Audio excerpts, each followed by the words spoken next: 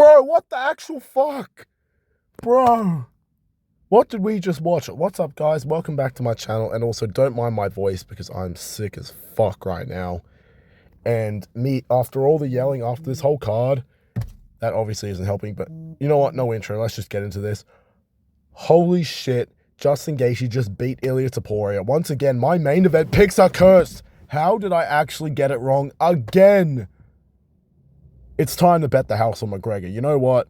I'm making my UFC 329 predictions. I am picking Conor McGregor to KO Max Holloway in the first round. I don't care. And also, I'm picking Islam Makhachev to lose his next fight because I don't know what's going on with all these upsets. Justin Gaethje went out there and brutalized Ilia Topuria. Now, it was a lot closer than what this image would suggest because Ilia actually did arguably win 2 rounds. He won the second and nearly finished him.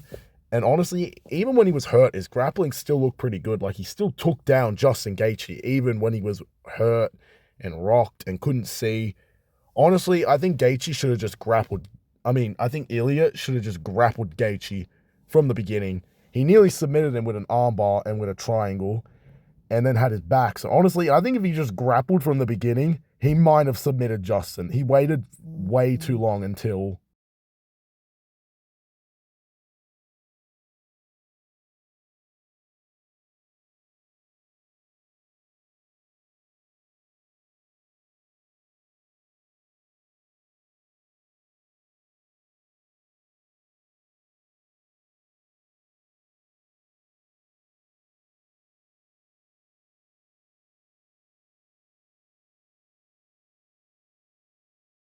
he decided to finally grapple, and he was taking down Gaethje. Although he did get his final takedown stuff, but at that point he was hurt. Like, I don't know what the fuck happened. Like, from the bell, Gaethje lands a good jab and lands a good calf kick, and I don't know, Ilia's head movement was off tonight. Like, he just kept getting caught.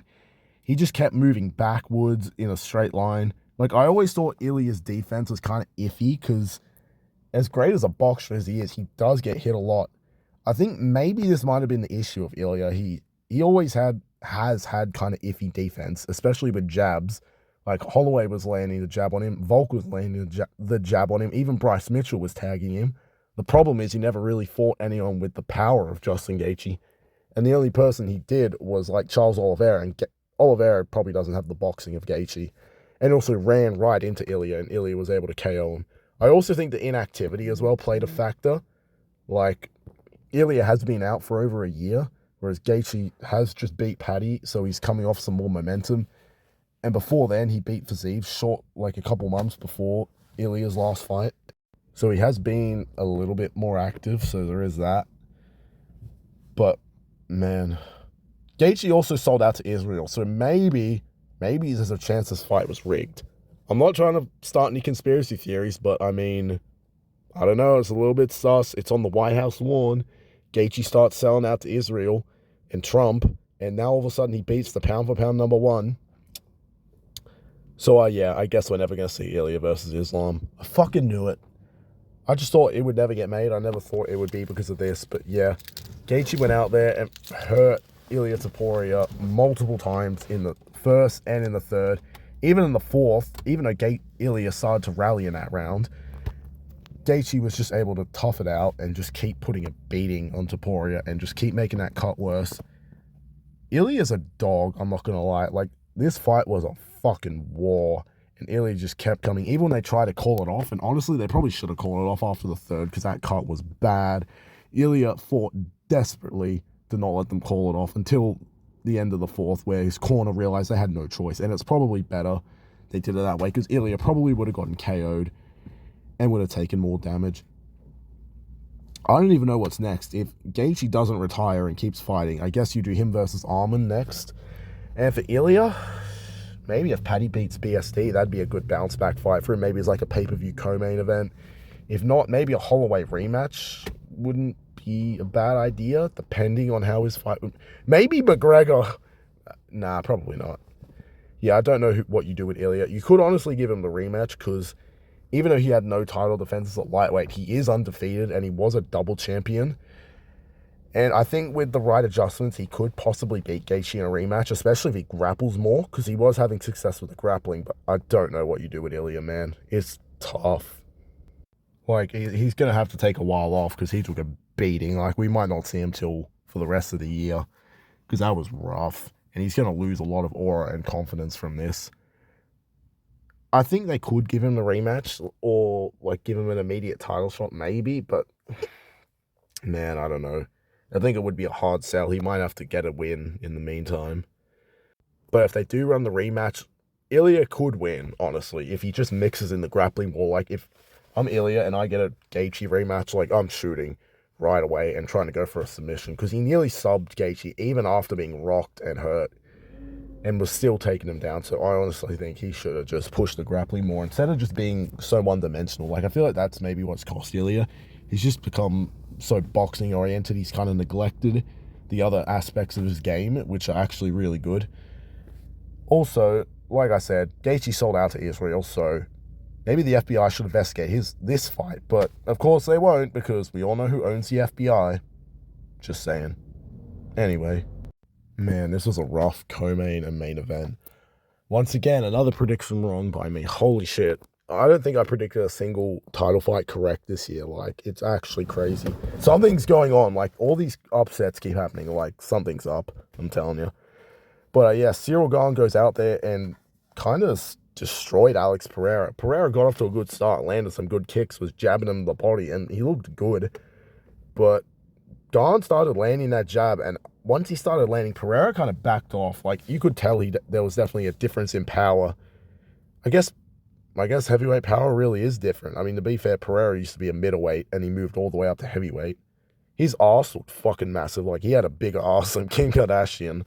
And he didn't look as ripped as usual, obviously, because he's moved up 3 weight classes. But, yeah, once he felt that jab from Gane, like, he just started backing off, and Gane started landing on him. Pereira did land a pretty good pull counter right hand at the end of the first round, but he was gassed in the corner. Like, he looked like he was breathing heavy. And it kind of brought me back to McGregor-Diaz. Like, honestly, that's the vibes I got from both the co-main and the main. Like, McGregor-Diaz, you have these superstar champions, or in this case, double champions, who are on top of the world. It seems like they're untouchable. And then they run into a guy who we all think they're going to steamroll, and, yeah, it just backfires. Especially on the biggest stage on the White House lawn, because you know the UFC were counting on Pereira and Ilia to win. But, yeah, I guess we're not getting Pereira versus Aspinall now, or Ilia versus Islam. Fuck's sake. Gane honestly might beat Aspinall. Like, he was beating him the first time, and after this, Gane's confidence is going to be at an all-time high. Like, he's really rebounded after the John Jones loss and after that controversial Volkov fight. Like, this is the best win of his career by a landslide. Like, his momentum's going to be through the roof now. So, yeah, I think they're going to do that fight for MSG. And, yeah, I think Gane wins. Man, once Gane dropped Pereira, I'm like, no fucking way. Like, since that's the first time in God knows how long that we've seen Gane drop someone that badly. I feel like Pereira's chin might not have held up at heavyweight, and also he is getting kind of old, so there is that. I don't know what you do with Pereira now. My proposal would be do like have him move back down to light heavyweight and fight Adesanya in a trilogy as like a double retirement, because I also think Pereira should retire. Like, there's nothing left for him. I don't want to see him go back down and fight Carlos Solberg, because there's a chance Solberg might sleep him. Plus, he's going to have to cut a lot of weight. Like, I think Pereira should have one more and then just call it. He's had a good career. He's getting old. Like, there's not much else for him to do. And Gane, holy shit, he looked good out there. Fuck, I don't know how I keep getting these predictions wrong. How we all keep getting these predictions wrong. Jesus. Something's up. Like, this is the year of the upsets. I'm telling you now, I'm picking McGregor. I don't care. And I'm picking against Islam. Anyway, let's get on to the rest of the card. Well, let's just get the rest of this over with, because I'm really fucking depressed and sick. Sean O'Malley just knocked out Ayman Zahabi pretty badly. Like, I honestly think he was out. And this was to be expected. Ayman Zahabi's not that good. He was giving O'Malley trouble just by spamming the lead leg kick. Like, does O'Malley not know how to check leg kicks? It was a good KO from Sean O'Malley, but again, this was expected as Ayman Zahabi just walks forward. And like I said, arguably lost to Chito Vera, who O'Malley schooled. I still don't think O'Malley beats Jan in a rematch. Like, I want to see it, but I don't think he wins. But then again, with all these upsets, you don't know, so maybe I'll pick O'Malley, depending on who's the favorite. But yeah.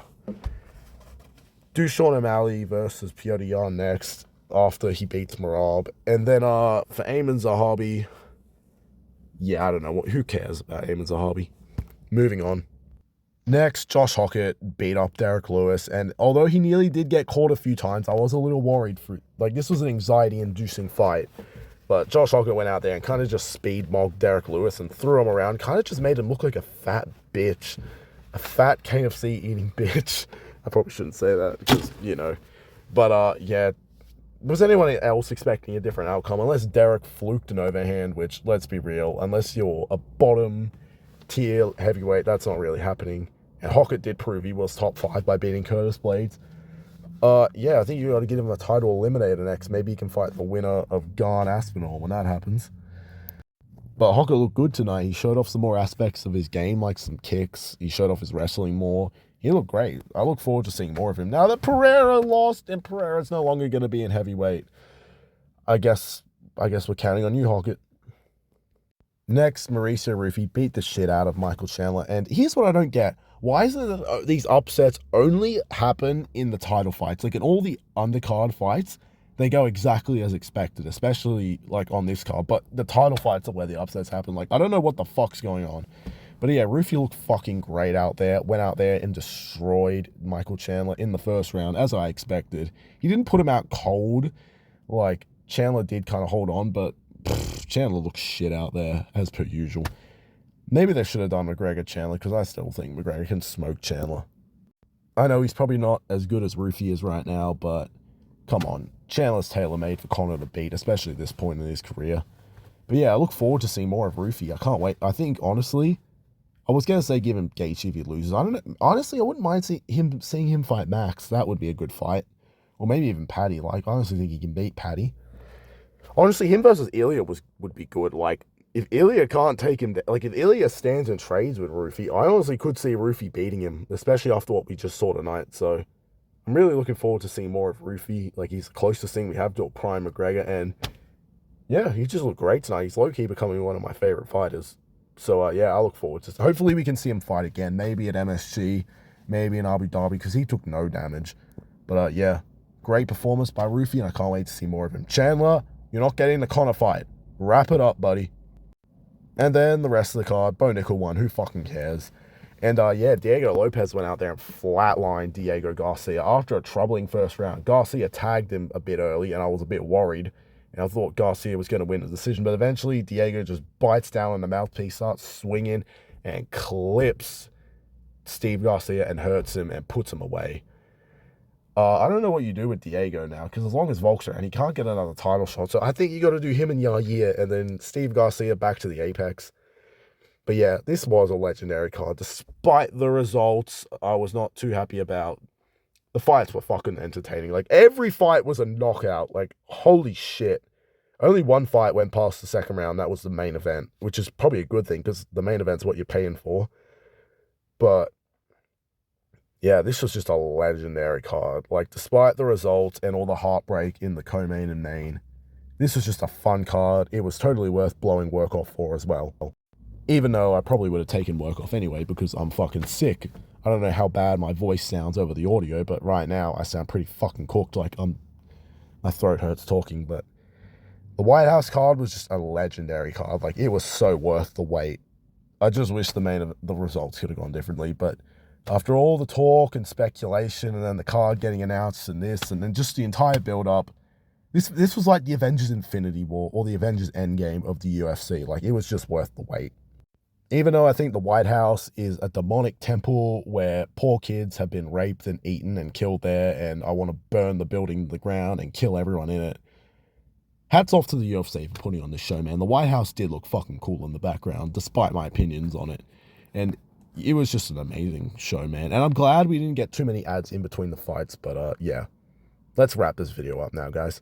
Well, that's the end of the video, guys. Fuck, I still got this bruise from sparring the other day. Yeah, I'm sick as fuck, but yeah. Please like the video, subscribe, hashtag all hail the Marlin Army, and yeah, I'll try and make some more videos soon.